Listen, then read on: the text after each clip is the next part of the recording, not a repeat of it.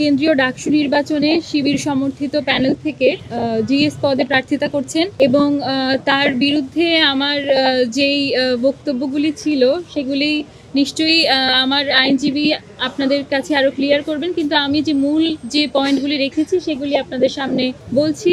সেটি হলো ডাকসু নির্বাচনের যে গঠনতন্ত্র সেটির 2-এর A নাম্বারে যেটি আছে, মানে 2-এর ক, সেখানে আসলে স্পষ্টভাবে লেখা আছে যে ডাকসুর যে মূল উদ্দেশ্য সেটি হলো মুক্তিযুদ্ধের স্পিরিটকে, মুক্তিযুদ্ধের চেতনাকে সমুন্নত রাখা এবং সেটিকে ধারণ করা।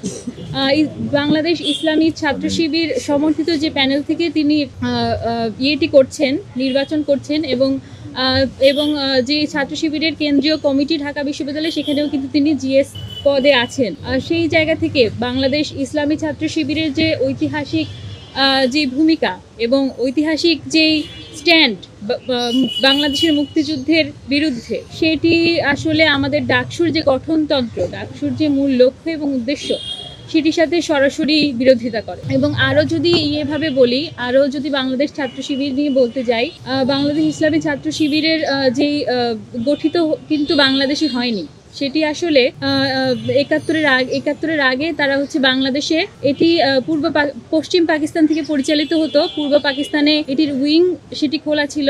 এক্সট্রিম মশার কয়েল প্ল্যান্ট ফাইবার দিয়ে তৈরি, তাই সহজে ভাঙে না, সুগন্ধিযুক্ত ও নিরবিচ্ছিন্নভাবে জ্বলে। ডেঙ্গু, চিকুনগুনিয়া বাহি সহ যে কোনো মশার বিরুদ্ধে দেয় এক্সট্রিম সুরক্ষা। মানে পূর্ব পাকিস্তানে সেটি ইসলামী ছাত্র সংঘ নামে পরিচালিত হতো এবং পরবর্তীতে মানে 71 সালেও কিন্তু 71 সালের গণহত্যার সমর্থক হিসেবে, গণহত্যার সহযোগী হিসেবে বাংলাদেশ ইসলামী ছাত্র শিবির ইসলামী ছাত্র সংঘ নামে গণহত্যার সমর্থন চালিয়েছেন এবং গণহত্যার সহকারী হিসেবে পাকিস্তানিদেরকে সহায়তা করেছেন। তো এই ঐতিহাসিক স্ট্যান্ড থেকে এবং পরবর্তীতে যদি বলি, ইসলামী ছাত্র সংঘ পরবর্তীতে ইসলামী ছাত্র শিবির নামে স্বাধীন বাংলাদেশে রাজনীতি করা শুরু করে, কিন্তু 72-এর সংবিধান অনুযায়ী বাংলাদেশে আসলে কোনো ধর্মভিত্তিক রাজনীতি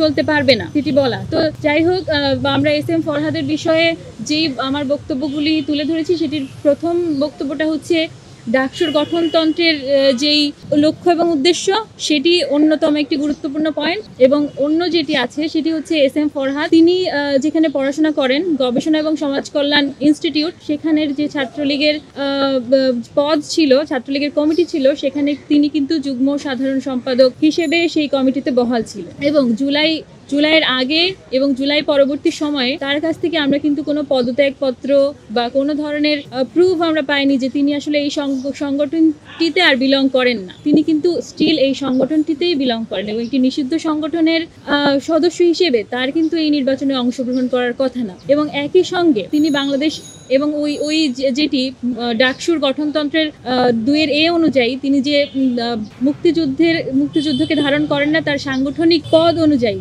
তিনি যে বাংলাদেশ ইসলামী ছাত্র শিবিরের সাধারণ সম্পাদক হিসেবে আছেন, সেই অনুযায়ী তিনি আসলে, তো সেই হিসেবে মানে তিনি আসলে এই ডাকসু নির্বাচনে তার প্রার্থিতার বিষয়ে আমরা এই বিষয়টি আনার চেষ্টা করেছি, বা এই বিষয়ে আমার রিটের মূল বক্তব্য।